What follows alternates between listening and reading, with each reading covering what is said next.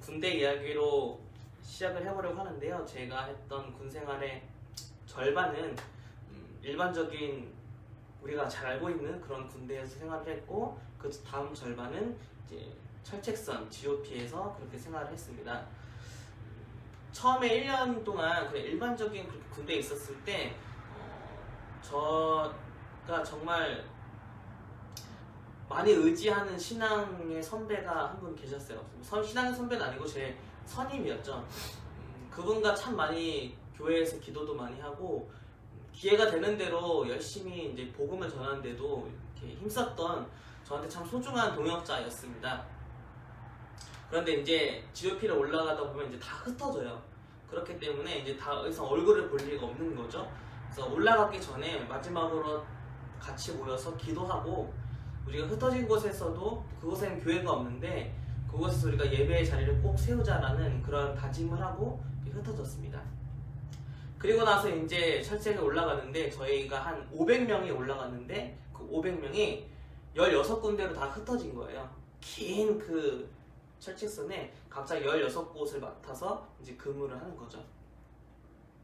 그런데 이제 올라간 지 얼마 안 돼서 그 전체 500명 중에서 전체 16군데 중에서 가장 포상휴가를 먼저 받은 사람이 누군지 아십니까?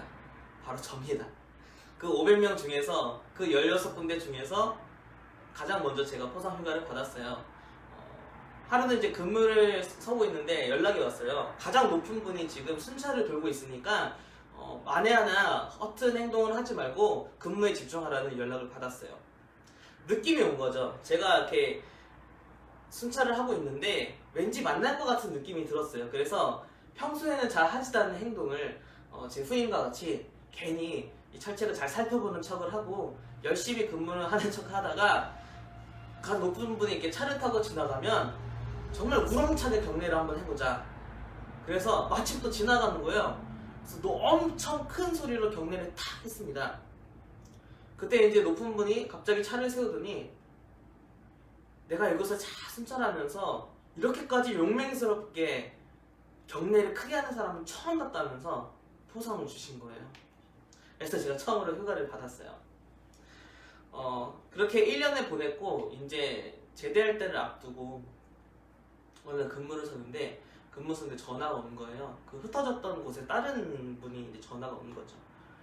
그래서 저도 이제 얼마 있으면 제대를 하고 그 선임도 얼마 있으면 제대를 해서 그냥 형 동생처럼 그냥 통화하면서 그동안 고생했다 이렇게 얘기를 하는데 놀라운 얘기를 하나 해주는 거예요.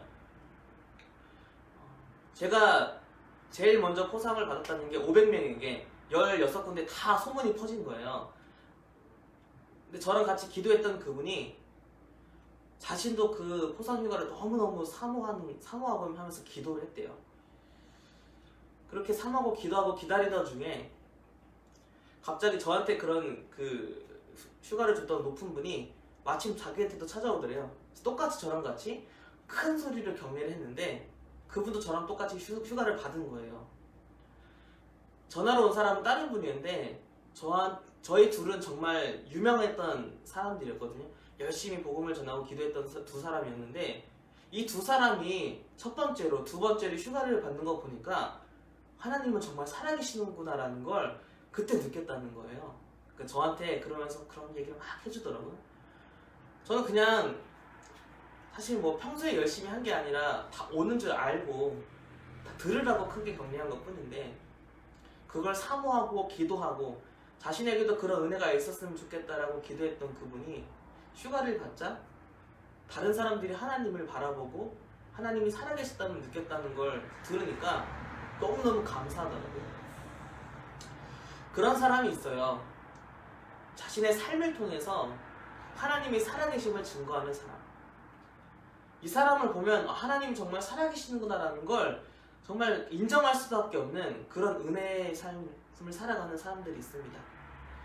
여호사밧이 방금 그랬어요. 하나님 앞에 바로 선 사람이었고, 그래서 오늘 말씀 10절에 보면 모든 나라에 두려움을 줬던 사람입니다. 하나님의 군대가 너무 강력했기 때문에, 하나님의 지켜주심과 보호하심이 너무나 견고했기 때문에 그 어떤 누구도 여호사밧과 싸울 엄두를 내지 못했습니다.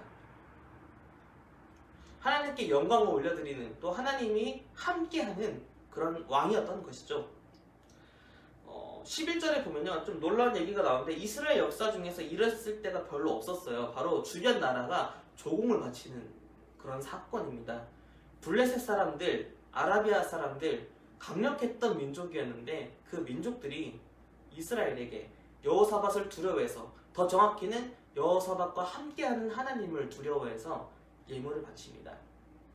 그리고 그 예물 때문에 12절에 보면 점점 강대해져 갔습니다. 우리가 우리의 인생이 점점 더 강대해질 수 있는 그런 비결은 무엇일까? 11절을 다시 한번 꼼꼼히 보면 바로 그 이유를 볼 수가 있어요. 블레셋 사람들은 은으로 조공을 바쳤습니다. 당시는 은을 돈으로 화폐를 대신해서 사용했기 때문에 그냥 일반적으로 화폐를 대신하는 은으로 조공을 바쳤다라고 생각할 수 있는데, 아라비아 사람들은요, 은이나 곡물이나 단 어떤 게 아니라 숫양과 숫염소로 조공을 바쳤대요. 상식적으로 생각을 해도 숫양보다는 암양을 받는 게 오히려 더 번성할 수 있는 좋은 방법이잖아요. 젖도 얻을 수 있고, 또 다른 양을 잉태해서 더 많은 이제 양떼를 키울 수 있는데, 그게 아니라 숫양과 숫염소를 받은 거죠. 여기서 한번 생각을 해봤어요. 번성할 수 있는 아주 사회적이고 일반적인 방법이 아니라 이 숫양과 숫염소를 받았다는 것은 바로 예배를 위해서 사용하는 제물이기 때문에 숫양과 염소를 받은 것입니다. 이들은 예배를 통해서 강대해졌습니다. 예배를 통해서 점점 번성해졌습니다. 하나님께 드리는 예배를 통해서 하나님으로 인하여서 강대해졌습니다. 우리가 우리의 삶이 점점 강대해질 수 있는 방법은 다른 어떤 방법을 찾는 것이 아니라 바로 우리의 예배를 다시 바로 세우는 것입니다.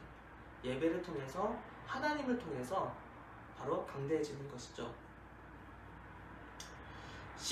13절부터 19절에 보면 그런 강대해진, 그런 번성해진 그 힘을 가지고 이제 군대가 점점 번성해지는 내용이 나옵니다.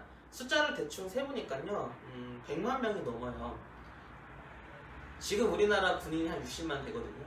근데 그 당시에 100만 명이라면 엄청난 숫자죠. 그런데 여기 성경 표현에 보면 그 100만 명이 그냥 보통 사람이 아니라 다 큰 용사라고 그렇게 이야기를 합니다. 싸움을 준비한 자라고도 얘기하죠. 우리나라 60만 명의 그 군인들이 다 그렇게 용감하고 강대한 군인들일까요? 정말 나라를 지키려는 사명감에 불타서 열심히 군생활을 하시는 분들 있겠지만 그냥 일단 의무이기 때문에 참여하는 그런 사람들도 있죠. 그러한 참여했던 사람들을 강대한 군인으로 만드는 일은 굉장히 어렵습니다. 한 사람을 나라를 지킬 수 있는 용맹한 군인으로 만들어내는 게 정말 힘든데, 여기 성경에 나오는 100만 명의 군인들은 하나같이 성경의 표현대로 보면 큰 용사라고, 싸움을 준비한 자라고 그렇게 기록하고 있습니다.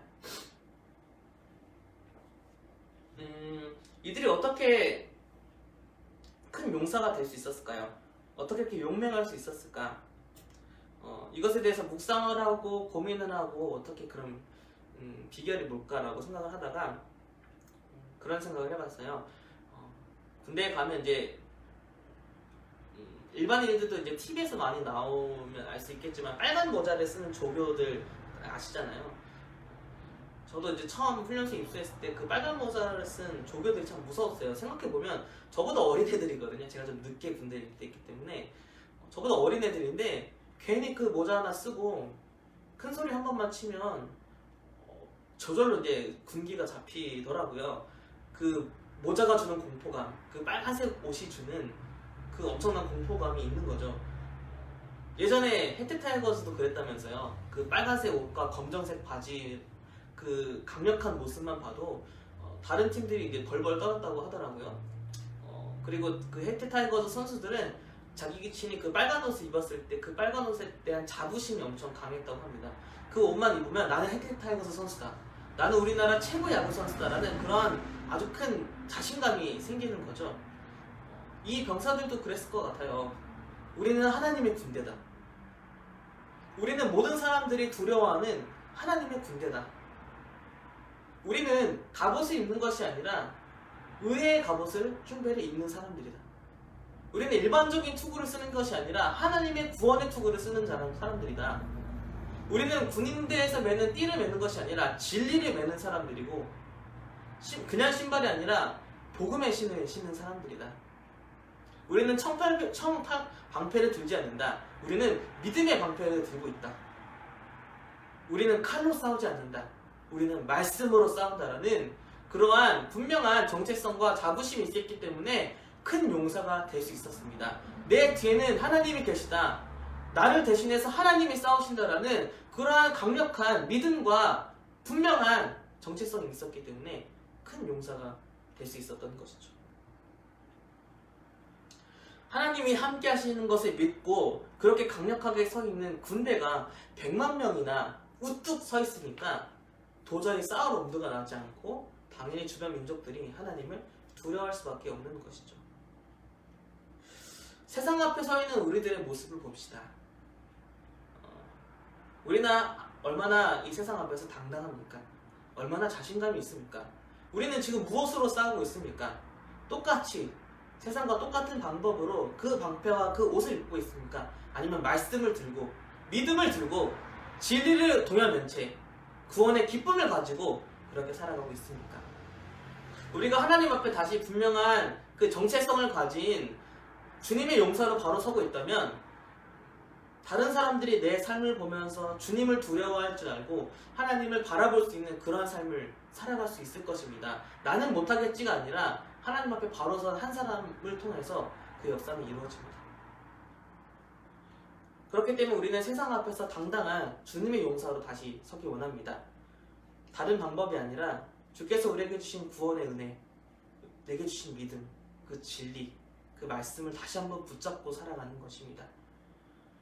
하나님을 증거하는 삶이 되었으면 좋겠습니다. 세상에 하나님을 드러내서 주님의 능력을 나타내고 주님의 살아계심을 증거하는 그런 우리의 삶이 되었으면 좋겠습니다.